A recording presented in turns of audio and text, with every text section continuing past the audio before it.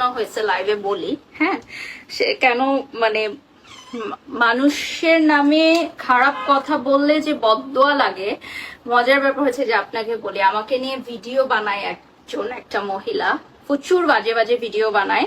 So আজকে আমি হচ্ছে অ্যাওয়ার্ড দিচ্ছি স্টেজে, হ্যাঁ মানে আমি হচ্ছে স্পেশাল গেস্ট যেটাকে বলে, তখন ওনার নামটা অ্যানাউন্স করছে যে উনি অ্যাওয়ার্ড পাবে।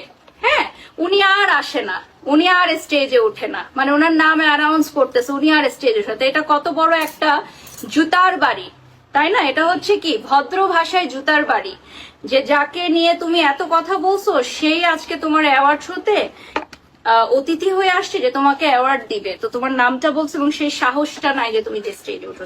সবকিছু নিয়ে তো বলেন যে রিভেঞ্জ অফ নেচার, প্রকৃতির নিয়মে প্রকৃতি বিচার করে, আমাকে কিছুই করতে হয় নাই, আমাকে কিছু করতে হয় না। আমি কাউকে আসলে ওই যে বডি শেমিং করবো না, ইয়ে করবো না, কিন্তু কথা হচ্ছে যে মানে মানুষকে নিয়ে রিভেঞ্জ অফ নেচার, তুই কে?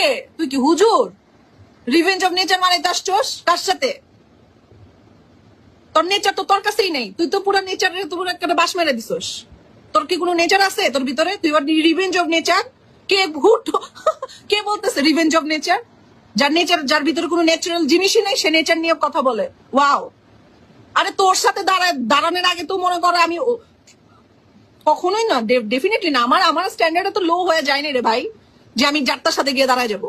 নেভার, কখনোই না।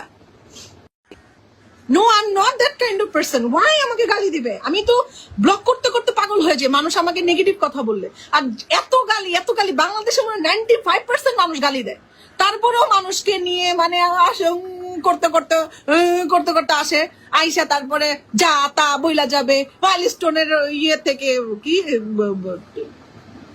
স্কুলের ক্লাসরুমের থেকে মাথা মধ্যে পাংখা ভেঙে পড়ছে, মানে এটা কোনো কথা? Man, what the hell is going on?